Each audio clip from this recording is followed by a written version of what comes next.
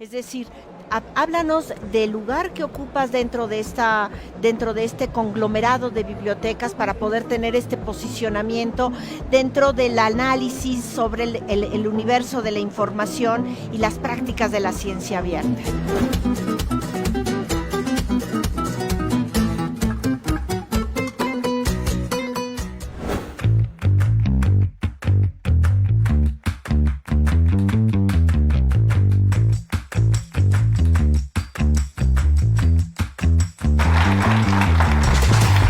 Una gran diversidad de ámbitos en la vida editorial mexicana.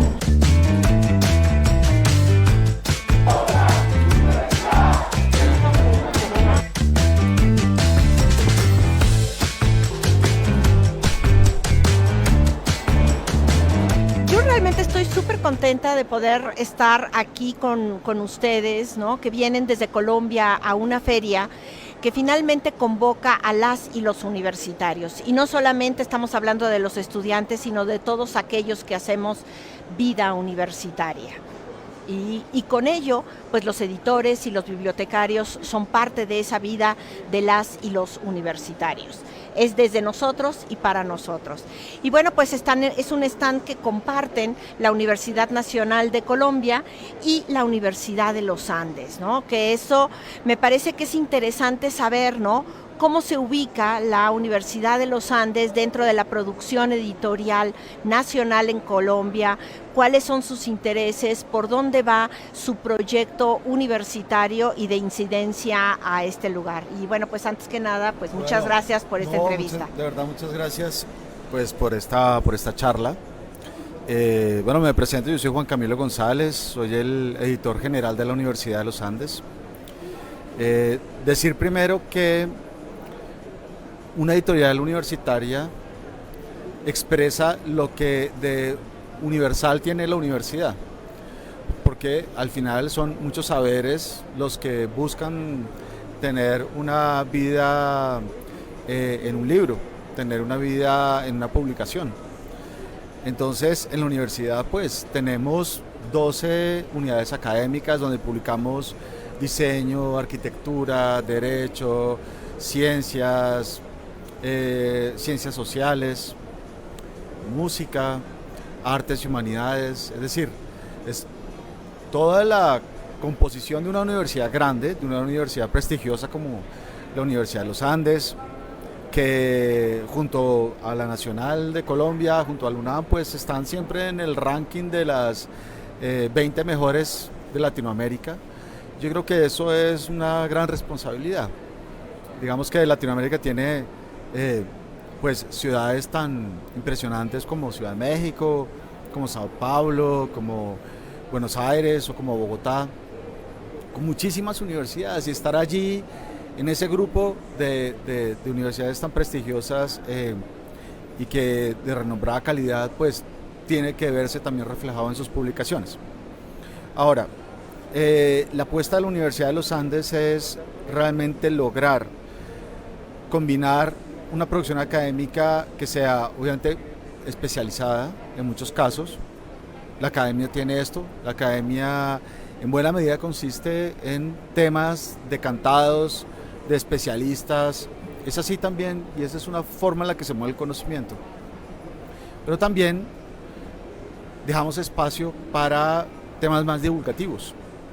Fíjense ustedes que ahora llegamos acá a la feria con las memorias de Ban Ki-moon, que fue el secretario general de la ONU durante 10 años. Y él cuenta su experiencia de primera mano, primero de su infancia, de cómo fue esa vida difícil que llevó en Corea. Es hijo de agricultores, una familia modesta, y sin embargo él llegó a ser uno de los hombres más influyentes del planeta. Y le tocó vivir la crisis del ébola, el terremoto en Haití, Al Qaeda, el proceso de paz en Colombia. Y bueno, pues Ban Ki-moon nos eligió a nosotros como universidad para traducirlo al español, y tenemos acá su libro, un libro, digamos, que tiene un sentido divulgativo. Hay temas también como, por ejemplo, el problema de las drogas en Colombia, compartido también con México. Nuestros economistas hicieron un libro que se llama Coca, Cocaína y Violencia, en el que muestran una especie de la economía de las drogas, y en particular de la cocaína. Entonces, digamos, queremos también tener un público que no es necesariamente académico, pero sí un público ilustrado, culto, que pueda entrar en los temas de los profesores de la universidad. Pienso que la universidad es el lugar donde hay profesores que estudian toda la vida, que tienen recursos para investigar, que saben escribir. ¿Por qué ausentarse de esos públicos más amplios? No tiene que caer un estigma sobre la edición universitaria como libros enigmáticos a los que solamente accede una capilla de especialistas, sino que creo que tienen también la posibilidad, la vocación, como lo hacen editoriales, no sé, o sellos comerciales, que saben que hay públicos lectores. En Colombia hay un público ilustrado importante, y a ese público también queremos llegar. Entonces, digamos que es una apuesta combinada la que está haciendo la Universidad de los Andes. Sabemos de la responsabilidad que es tener a cargo una editorial de una universidad como la nuestra, y estamos muy contentos de poder compartir. Además, están con la Universidad Nacional de Colombia, y digamos que somos de verdad grandes aliados de la Universidad Nacional. Compartimos cosas en común, nos gusta mucho que estos libros puedan llegar a mucha gente, y somos lo privado y lo público unidos en alianza para FIUNI. Sí, bueno, pues aquí, digamos, a mí me gusta mucho el stand porque me parece que hay un respeto para el libro universitario, ¿no? Es el lugar que va ocupando dentro de nuestras bibliotecas, donde Andrés, ¿no?, tiene una manera, ¿no?, de verlo, de visualizarlo y de analizarlo, que me gustaría muchísimo que lo compartieras, ¿no? Es decir, háblanos del lugar que ocupas dentro de este conglomerado de bibliotecas para poder tener este posicionamiento dentro del análisis sobre el universo de la información y las prácticas de la ciencia abierta. Muchas gracias, Sofía, muchas gracias por la invitación. Es un gusto compartir aquí con Juan Camilo González, un colega de la Universidad de los Andes. En la introducción hacías mención a los estudiantes, a los docentes, a muchos lectores, y Juan Camilo también hacía una descripción de cuáles son esos públicos que nosotros, tanto en todas las editoriales, puede ser en Colombia, las editoriales universitarias, como en toda Latinoamérica asisten. Lo que me parece interesante desde bibliotecas es que muchos tenemos, o hemos tenido más bien, la apreciación de que la biblioteca es un depósito de libros, y cuando uno piensa en una biblioteca en muchas ocasiones piensa en colecciones, cómo las organizo temáticamente y demás. Juan Camilo describía cuáles son algunos de los alcances temáticos que tiene la Universidad de los Andes, y en esa historia que recientemente hemos compartido las universidades que tenemos reconocimiento no solamente en Colombia sino en otros países, sin duda parte de nuestros retos y de nuestros valores está en que tenemos un alcance disciplinar amplio, todas las disciplinas del conocimiento están acá. Entonces, los colegas de los bibliotecólogos, los bibliotecarios, expertos con quienes he tenido oportunidad de compartir, vale la pena aclarar que no soy bibliotecólogo, yo soy de formación básica, soy ingeniero electricista y he trabajado como editor de revistas científicas. Cierto, lo vi en la currícula que decía justamente que siempre el camino del libro es tan extraño. Sí, perdón, adelante, es que es muy justamente. Extraño. Entonces, mi aproximación a este ejercicio de bibliotecas y el ejercicio editorial viene desde la edición de revistas científicas, especializadas en mi caso, en el caso de ingeniería, y desde el ejercicio de la visibilidad académica. Entonces, volviendo a lo que comentaban ustedes, tanto de los estudiantes, del público en general, lo que está también más central en las bibliotecas son las comunidades, cómo se refuerzan, cómo se identifican, cómo comparten, cómo se reconocen.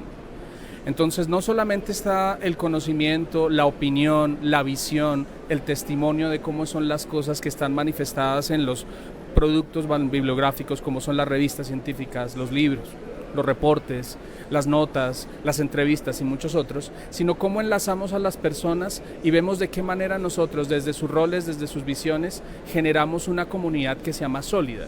¿Qué busca una comunidad? Primero, reconocerse, poderse identificar. Segundo, compartir ese interés de cuáles son estos temas, estos abordajes y esas dudas que tenemos.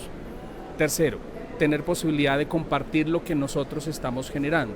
Y de ahí es en donde la discusión de ciencia abierta reúne desde distintas perspectivas el ejercicio de difundir, descubrir, divulgar, gestionar y generar conocimiento en las bibliotecas que se genera a través de distintos instrumentos y comunidades como son las mismas revistas científicas, los ejercicios editoriales que hacen las universidades, las otras editoriales independientes. Hay que mencionar, por supuesto, también que las editoriales comerciales tienen un rol importante porque tienen un valor en su trabajo. En el contexto de ciencia abierta, pienso yo que no es necesario que pensemos en hacer juicios acerca del contenido, sino en preguntarnos de qué manera, aprovechando el valor que tienen los contenidos, las opiniones y la experiencia, nosotros tenemos la oportunidad de facilitar que toda esta información le llegue a un público amplio, que puede ser un público experto, que puede ser un público general. Es importante que nos preguntemos no solamente el acceso, sino el lenguaje en el que nosotros nos comunicamos con todas las personas. La ciencia no es solamente para los legos que nos hemos formado, que compartimos el reconocimiento que nos ofrecen nuestras instituciones y la academia, sino que la ciencia es para la sociedad. Entonces, de este ejercicio que se hace, no solamente en bibliotecas, en las editoriales, nosotros también tenemos el reto de encontrar la manera de transformar este conocimiento a un lenguaje que sea asequible para un público amplio, para un público lego y que ayude a resolver las preguntas y las necesidades que tiene la sociedad.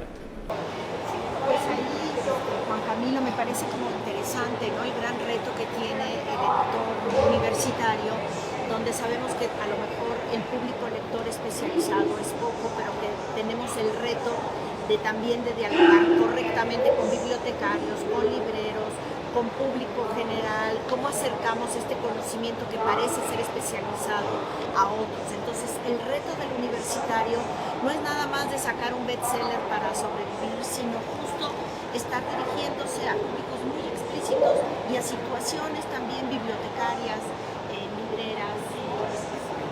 Sí, mira, yo creo que honestamente la edición universitaria está cambiando mucho. Primero porque se está profesionalizando. Eso quiere decir que hace unos años probablemente el editor de la editorial de la universidad era un profesor de filosofía al que le gustaban los libros y le encargaban la posibilidad de estar a cargo de la editorial. Y muchas veces eso funcionó, otras no funcionaba tanto. Pero claro, la edición tiene esto que nunca, por lo menos en Colombia, no es algo que haya estado, o que no haya tenido una vida como en la academia hasta hace 10 años. No existía una maestría en edición, no existía, hasta hace muy poco, eran cursos particulares en comunicación o en literatura, o había lo que se llama un minor en Estados Unidos, que es como una opción en edición, ¿verdad? Pero hace un tiempo en la Jorge Tadeo Lozano apareció una maestría, y en el Caro y Cuervo, de donde fui también director editorial, también apareció una maestría en estudios culturales y del libro. Entonces ahí ya empezó como a profesionalizarse, ya hay como ese espíritu. Y nos damos cuenta que, que los libros universitarios tienen muchas más posibilidades de las que antes tenía, sobre todo en términos de comunicación. Donde se frenaban los libros universitarios es en la divulgación de los libros. Es ahí donde es un problema. Porque el gran músculo y el gran pulso comercial de las editoriales comerciales pues hacen inviable competir en donde se resuelve la compra y las ventas de los libros, que es en los puntos de venta, que es teniendo un equipo de comunicación especializado para promover, divulgar los contenidos. La competencia es enorme, la competencia de los contenidos es enorme. Y no me refiero solo a los libros, estoy hablando de Netflix, estoy hablando del cine, estoy hablando de los podcasts, contenidos. Y es ahí donde entra también el libro como un artefacto cultural, si quieres. Entonces, si uno lo piensa en esa dimensión, es importante saber dónde están las fortalezas. Yo creo que una de esas, por ejemplo, es qué es lo que no hacen las comerciales. Por ejemplo, las traducciones. Traducir un libro es costosísimo. Y, es muy difícil que un escandallo te dé cuando tienes que traducir el libro y pagar unos derechos de traducción, incluso pagar un anticipo. Ahí ya el libro está, digamos, muerto comercialmente. Pero las universidades sí pueden hacerlo. Porque buena parte, digamos, de la inversión que hacen las universidades es en también lo que significa publicar. Es parte de la misión de la universidad divulgar el conocimiento y que ese conocimiento sea accesible. Quiero decir, el poder del conocimiento es también la influencia de ese conocimiento. A la medida en que eso llegue a mucha gente, en esa misma medida, digamos, la universidad gana prestigio, la universidad cumple su misión de formar, de intervenir la realidad, de llevar más allá pues el conocimiento. Y bueno, yo pienso que, digamos, las traducciones son importantes, las coediciones que hemos hecho con la Universidad Nacional, con otras universidades. Nos unimos para darle vida a escritores, para darle vida en español o a autores, a libros costosos que podemos vender a mejores precios, mejores contenidos, mejores precios. Eso es parte de lo que hace la universidad. Y ahí, digamos, engrana un poco lo del acceso abierto, en el sentido de, por supuesto, buena parte de eso tiene que ir en acceso abierto. La parte digital es clave en ese sentido. Es decir que yo sí pienso que el acceso abierto realmente y la posibilidad de tener EPUBs, tener nuestra propia página web, de tener agregadores digitales y que parte de todo ese contenido vaya gratuitamente para la gente, eso es también hacer del conocimiento algo viable, que mucha gente pueda acceder y que la universidad esté cumpliendo su misión. Yo pienso que eso es como del ADN además de nuestras universidades. Eso. Quería complementar algo porque, digamos, comparto lo que comenta Juan Camilo y mucho de lo que él nos manifiesta en este comentario resalta en relación con acceso abierto y ciencia abierta que el conocimiento tiene un precio. Y por supuesto, el trabajo de hacer la gestión editorial, todos los emprendimientos editoriales tienen un precio muy grande porque hay mucho trabajo detrás. Entonces, justamente mientras él estaba comentándolo, recordé recientemente, justo en el fin de semana anterior, salió el mandato de la Casa Blanca de Estados Unidos, en donde hace un requerimiento a que todos los recursos, toda la información, datos y publicaciones que hayan tenido una inversión de recursos públicos, sea $1 centavo o $1 millón, deben ser accesibles sin que haya un embargo de parte de editoriales comerciales, tanto el contenido como los datos. ¿Sí? Entonces, ¿por qué en este momento no son accesibles? Porque muchas editoriales comerciales generan embargos, lo cual hace más restrictivo a través de un muro de suscripción, un muro de precio, el acceso a información oportuna de valor. Entonces, lo que quería también plantear, agregando el comentario de Juan Camilo como reflexión, es no solamente cuál es el precio del conocimiento, sino cuál es su valor. Entonces, digamos, valor en el sentido en que, por supuesto, tenemos académicos reconocidos, tenemos a gente que ha hecho una trayectoria en las universidades, en los institutos de investigación, que ha hecho intercambio, que se mueve a través de una red social que genera un reconocimiento social y reputacional, que es en donde hay una fortaleza como comunidad, que cuando se saca un proyecto de investigación adelante tiene el respaldo de una institución, de unos gestores de investigación, de unos gestores administrativos que conducen a que tengamos preguntas novedosas, preguntas interesantes y sus soluciones, y se plasma en documentos que pueden ser manuscritos, y después vienen a entrar otros agentes en el juego, como son los gestores editoriales, los pares evaluadores que hacen parte de la comunidad, pero una vez que tenemos un documento enriquecido, se necesita complementarlo para que al final tengamos nosotros un producto tangible en la manera en que los lectores lo necesitan, que puede estar en los formatos que comentaba Juan Camilo, que puede estar en electrónico, puede estar en papel, puede estar en video, puede estar en muchos formatos, pero eso es lo que necesita la comunidad. Y cuando nosotros como comunidad en general, con todos los gestores, con toda esta cadena de producción y de enriquecimiento, damos respuesta a lo que ellos necesitan y también, por supuesto, una respuesta que esté alineada con sus alcances y sus posibilidades, lo cual en el contexto de acceso abierto facilita que cualquier persona lo pueda tener, tenemos mucho más valor que el precio de un libro. Tenemos mucho más valor que lo que está plasmado en palabras y en diagramas sobre un texto. Tenemos comunidad. tenemos capacidades de gestión editorial, tenemos capacidades de investigación, y para llegar allá nosotros no llegamos de manera gratuita. Por supuesto que teníamos que tener una institucionalidad que nos diera la posibilidad de tener todo esto en conjunto, identificar esas necesidades, un contexto que es un contexto social de nuestro país y de nuestra región, que todo en suma se resume en que tenemos libros, tenemos publicaciones y tenemos las personas y lo que han dicho y lo que han pensado en el tiempo. Al final de cuentas, el libro es el soporte físico o digital que da muestra de lo que esa comunidad va construyendo. Una comunidad de editores, pero en realidad es una comunidad de lectores. Una comunidad de lectores en el sentido más amplio, donde tanto los profesores como estudiantes van motivando, ¿no?, lo que se está haciendo al interior de las aulas o de los currículos, laboratorios y demás. Pero estas universidades no están cerradas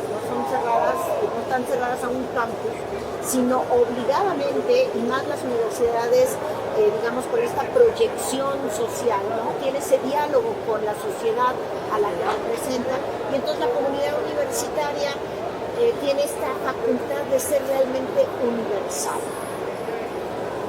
Y en ese sentido, la ciencia abierta, cuando yo pienso en abierta, es que quiere decir como que abrieron, ¿no?, un espacio, ¿no?, de posibilidades de que toda la sociedad que nos rodea y a la que estamos, con la que estamos trabajando, nos sintamos involucrados en el proceso de investigación, de docencia, de academia, que a veces lo sienten como lejano, ¿no? Y las bibliotecas son espacios de vinculación, ¿no? Pensaba justamente hace un rato, antes de que empezáramos la entrevista, que charlábamos, uno siempre habla del clima y de política. Y recientemente ha habido un cambio interesante en Colombia. No sabemos qué vaya a pasar, tenemos mucha incertidumbre, pero también tenemos muchísima esperanza. Resulta que hubo una discusión álgida entre la comunidad académica, porque justo después de que fuera elegido quien es actualmente nuestro presidente, se generó una declaración en relación con cómo se quería ver desde la perspectiva de esta orientación política que tenemos actualmente en Colombia, el ejercicio de la ciencia. Y se generaron unos debates álgidos, muy acalorados, y partía del hecho de algo que se denominaba como necesitamos cambiar la ciencia hegemónica, ¿sí?, entre otros temas. Entonces el tema de la ciencia hegemónica, pues por supuesto nos puso a hablar acerca de generar debates acerca de quiénes son esos a los que nosotros reconocemos como científicos, por qué hablan con quienes hablan y por qué no está el resto de la gente, qué es lo que ellos consideran como científico, como valioso, como reconocido y qué no. Y hubo muchas situaciones alrededor. Entonces, digamos, no es bueno confundir entre un conocimiento que se desarrolla a través de un diálogo en la comunidad que requiere unos ciertos estándares y el conocimiento que puede derivarse, por ejemplo, de los saberes ancestrales. Son complementarios, no siguen las mismas reglas, porque en el uno no busca las reglas, está la memoria histórica, está la tradición. En el otro hay una memoria histórica, hay una tradición, pero también unos cánones que, independiente de que uno los comparta o no, han tenido un valor importante, no únicamente para la comunidad académica, sino para la sociedad. Entonces, retomando este tema de la comunidad en relación con esta participación y la ciencia abierta, uno de los pilares de la ciencia abierta es la ciencia ciudadana y ciencia participativa, ¿sí? Se entiende de distintas formas, se denomina de distintas maneras, en distintos idiomas, pero avanzar en la vía en que los ciudadanos que no son legos, que tienen un día a día en donde hay una necesidad que se quiere resolver y que puedan participar con gente experta en desarrollar pruebas, en desarrollar laboratorios, que tienen unos antecedentes históricos y metodológicos diferentes, probablemente más sólidos o menos sólidos dependiendo del contexto, pero una formación que aportaría sin duda desde su ejercicio de una comunidad sólida, desde su ejercicio epistémico y disciplinar, a tratar de abordar, identificar y resolver estos problemas. Hay muchas experiencias que se desarrollan en el ejercicio de la divulgación científica desde las bibliotecas como también de los institutos y grupos de investigación que ayuda a vincular a personas que no son miembros tradicionales de la academia, que no son miembros tradicionales de la universidad. Y es ahí en donde nosotros como miembros más legos, más reconocidos en la academia, tenemos varios retos, por no decir responsabilidades. La primera de ellas es que nosotros tenemos que cambiar la forma en que escuchamos. puede que nosotros oigamos, puede que nosotros estemos pendientes de lo que dice la gente, pero que tengamos la apertura de interpretar, reformular y responder en los términos que no solamente nos comprendan, sino la manera en que se invite y se involucre, es un reto enorme. La academia no está lista en general para eso y hay muy buenos ejercicios. A través de la comunicación con todas las edades de la comunidad también es posible aprender y ayudar a compartir todo eso. Entonces, en ciencia abierta hay una esperanza muy bonita, pienso yo, de que a través de la ciencia ciudadana no solamente ayudemos a aprender, sino involucrar más de gente, a todos esos actores que están fuera de la academia y que nosotros decimos, ¿quién es esas? Cuando hablamos de la sociedad hablamos de un abstracto que es impersonal, decimos, nos debemos a la sociedad, pero yo no los conozco, no los he visto, no hablo con ellos. Bueno, tenemos una oportunidad. Se hacen las bibliotecas, se hacen las ferias, se hacen la movilidad académica en eventos como la Feria del Libro Universitario aquí en Ciudad de México y muchas otras, pero también hay que preguntarnos dónde está el resto del público. Y lo que comentaba Juan Camilo sí es muy valioso en que la manera en que se redactan y se componen los textos para que cualquier persona tenga el mejor chance de entenderlo, es ese otro reto que tenemos también. No solamente tenemos que escuchar, sino que hablar en un lenguaje en donde todos quepamos, en donde nosotros podamos compartir. Y ahí siento, Juan Camilo, que pone varios conceptos, ¿no?, que forman parte del reto editorial de cualquier universidad, ¿no? Tomar en cuenta este entorno y estos valores o estrategias, ¿no?, para lograr ser parte armoniosa, ¿no?, de este mundo del universitario, sus contenidos y su edición. Sí, yo creo que hay muchas oportunidades. Ahora estaba pensando cómo, por ejemplo, en la pandemia, cuando la sociedad se vio en un momento tan crítico, los que empezaron a entrevistar fueron a los científicos. Y todos empezamos a ser conocedores de las estadísticas, de la epidemiología. Muchos ni siquiera sabían que eso era una ciencia que existiera. Del ARN, es decir, como que empezamos a darle un valor muy particular, sobre todo, digamos, en esa crisis de la pandemia, a la ciencia. La ciencia tiene cómo ser interlocutor de la sociedad. La ciencia tiene cómo, digamos, llegarle a la gente y ser importante para la vida de la gente. La ciencia impacta mucho, por ejemplo, en las políticas públicas. Las políticas públicas en buena medida se toman son decisiones que se toman en base, pues, con los hallazgos, con estudios que se hacen, y todo eso es ciencia. Entonces, yo creo que hay una oportunidad en este momento de la historia, en particular, para llevar la ciencia a la gente. Cuando uno ve los grandes bestsellers de la no ficción, por ejemplo, Harari. Bueno, Harari es un historiador de Oxford que hizo una historia de la civilización a partir de la antropología biológica, hizo una antropología biológica. Y por supuesto, si él hubiera llegado a una editorial comercial hace algunos años diciendo que tengo un libro de antropología biológica, no le habrían puesto demasiada atención. Pero es la forma en la que presenta los argumentos, la forma en la que logra dar una narrativa, presentarlo, digamos, con una prosa que es muy divulgativa. Ya hemos tenido, digamos, desde hace muchísimos años ejemplos de grandes divulgadores de ciencia, como Carl Sagan, por ejemplo, ¿no?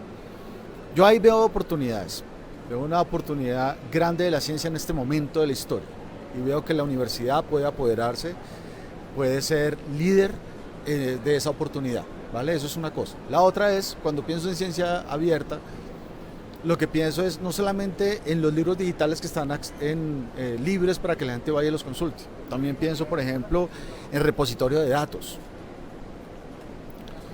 que en las investigaciones, cuando van apareciendo datos, se cargan esos datos en un repositorio que cualquier persona puede ir y ver y verificar, y si yo estoy en India y el otro está en Bogotá, saber cuáles son esos datos que tienen allí, si esos datos me sirven para mi propia investigación.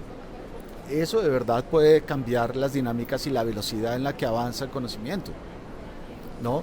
Esos intercambios son muy valiosos y forman parte de todo eso. Cuando estoy viendo acá algunos de los títulos que tenemos con la Universidad Nacional, veo títulos súper divulgativos. Veo ese libro de Emiliano Zapata, 100 años, 100 fotos, veo el de las aves de la Universidad Nacional, el de las hormigas, veo libros de filosofía, ese de biodiseño en colegios, veo el de ciclismo urbano, el de anatomización, este de juventudes que es de la Universidad Nacional, y digo como son grandes libros, son libros llenos además de gracia editorial, o sea, con grandes portadas, impactantes. Entonces todo eso me llena también de un espíritu de, bueno, es decir, el mundo de los libros y la forma en la que ha evolucionado ese mundo de los libros y cómo han evolucionado las universidades y cómo se ha profesionalizado la edición, pues nos va a llevar a un punto en el que son estos libros que, digamos, claro, lo comercial de todas maneras tiene una fuerza muy grande, pero la edición universitaria también está evolucionando y yo creo que eso va a ser muy positivo para lo que viene, sin duda.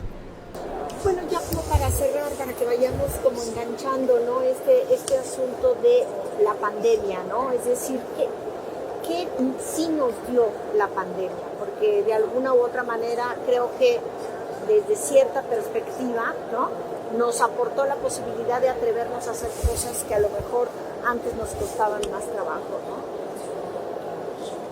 Como meternos en terrenos difíciles de la ciencia, como involucrarnos en hacer cierto tipo de conexiones que antes no teníamos. En fin, yo creo que, digamos, nos abrió ciertas oportunidades. Justo hace un año más o menos que hicimos un ejercicio con el equipo directivo de la Universidad Nacional. Empecé mi ejercicio como director de bibliotecas y hacíamos una reflexión justamente sobre eso, que aprendimos durante la pandemia, ¿no? Lo decíamos en serio y en chiste, también con mucha mofa, que algo que aprendimos todos fue a lavar platos y a hacer muchas cosas del oficio de la casa, situación que no me ocurrió a mí porque teníamos con mi esposa un lavavajillas en la casa, así que fueron otras las tareas que nosotros tuvimos que aprender dentro de la pandemia. Pensaría yo que la pandemia a nosotros nos generó muchas reflexiones, y me excuso si hago referencia a una canción de una banda mexicana. Nosotros descubrimos que no se puede vivir sin aire. Eso no lo conoce uno todo el día hasta que tiene que usar una mascarilla, hasta que tiene miedo, hasta que no sabe lo que va a ocurrir, hasta que se ve completamente rodeado y presionado por un entorno de temor y de incertidumbre. La academia no es ajena a lo que nosotros, cada uno de los humanos, vivimos durante estos 2 años. Y además pensaría yo que como aprendizajes, como reflexiones que creo yo que cada quien lo habrá interiorizado de manera distinta, pero que yo invitaría a retomar, es, número 1, preguntarnos sobre cuál es ese valor que tiene compartir. ¿Cuáles son esos propósitos que nosotros individualmente perseguimos? Y volviendo desde este aprendizaje de la pandemia, ese ejercicio personal de la sobrevivencia, del temor, del superar los temores, el de desapegarse, de vivir con la ausencia, pensaría yo que también vale la pena recordar cuáles son esos valores que nos hacen comunidad. En valores nosotros, como valores y principios, nosotros también en la Universidad Nacional estamos promoviendo dentro de nuestro ejercicio de definir una política de acceso abierto. Número 1, la autonomía. La autonomía en el sentido en que los miembros de la comunidad deben tomar decisiones y hacerse responsables de esas decisiones. Si un autor decide publicar en acceso abierto, en una editorial comercial, lo hace conscientemente de que ahí está su comunidad. Lo hace conscientemente también reconociendo que puede difundir para aquellos que pudieran no tener acceso en medios distintos, como podía ser la divulgación científica, los preprint u otros. Es importante también reconocer que nosotros, desde el ejercicio de la autonomía, debemos ser capaces de reconocer y respetar las decisiones que toman otros, mis colegas, mis partners de otras universidades, de otros países. Respetar que ellos han tomado decisiones con base en sus propias realidades, que eso entiendo yo que es uno de los artículos que he tenido oportunidad con colegas mexicanos de charlar de su constitución, en que la constitución mexicana establece que se respetará la soberanía de los pueblos. Como principio desde acceso abierto, reconocer la soberanía es hacerse responsable de lo que yo puedo gestionar en conocimiento, mantenerlo en el tiempo, compartirlo y respetar las determinaciones de mis colegas, estemos o no de acuerdo. Reconocer la integridad académica como un valor que sirve no solamente para darle fe a la comunidad de que estamos haciendo lo mejor posible, lo correcto cuando sea posible también, sino también dar ejemplo. Nosotros los académicos estamos en un pedestal, estamos en una torre de marfil, y si queremos estar allá, porque nosotros nos debemos a la sociedad, estos valores personales, estos valores académicos, estos valores profesionales nos dan la autoridad moral de decirle a la sociedad que intentamos hacer lo mejor posible.